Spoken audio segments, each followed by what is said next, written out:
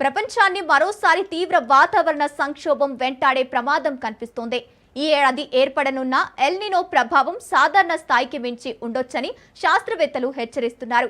ప్రపంచవ్యాప్తంగా ఆర్థిక, రాజకీయ అవాంతరాలను దృష్టిగల తీవ్ర వాతావరణ పరిస్థితుల గాడ్జిల్లా లాంటి ఎల్ నినో ఏర్పడే ముప్పు పొంచి ఉంది. ప్రతి దశాబ్దంలో 2-3 సార్లు సంభవించే సముద్రపు ఉష్ణ తరంగమైన ఎల్ నినో భూమధ్య రేఖ చుట్టూ పసిఫిక్లో ఏర్పడుతుందని, అది సెప్టెంబర్లో గరిష్ట స్థాయికి చేరుకుంటుందని ఐక్యరాజ్య సమితికి చెందిన ప్రపంచ వాతావరణ సంస్థ ఇప్పటికే హెచ్చరించింది.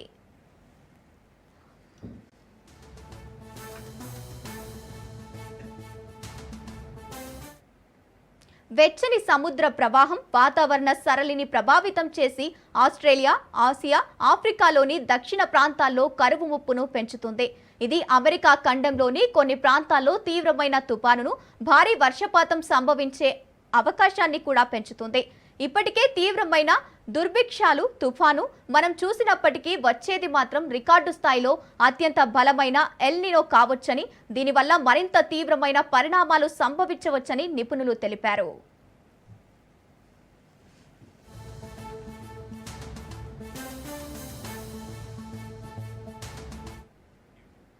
వీటిలో వరదలు, కొండ చర్యలు విరిగిపడటం, కార్చిచ్చులు, కరువు కాటకాలు, యుద్ధాలు, వలసలు వంటివి ఉంటాయి.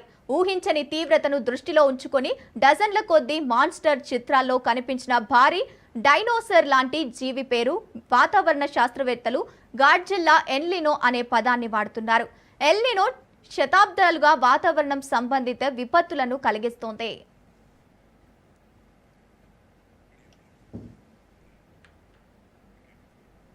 కరువులు, వరదలను కలిగించడం ద్వారా ఎల్ నినో ప్రపంచ ఆహార వ్యవస్థలకు అంతరాయం కలిగిస్తోందని, దీనివల్ల ఆహార ధరలు విపరీతంగా పెరిగి ఇప్పటికే ఉన్న సరఫరా గొలుసుపై ఒత్తిళ్లు మరింత తీవ్రమవుతాయని నిపుణులు చెబుతున్నారు. ఇరాన్ యుద్ధానికి ముందు ప్రపంచంలోని ఎరువుల్లో దాదాపు 1/3 వంతు రవాణాకు ఉపయోగపడిన హర్ముజ్ జలసంధిని మూసివేయడం వల్ల రైతులు ఇప్పటికే అధిక ఎరువుల ధరలతో ఇబ్బందులు పడుతున్నారు.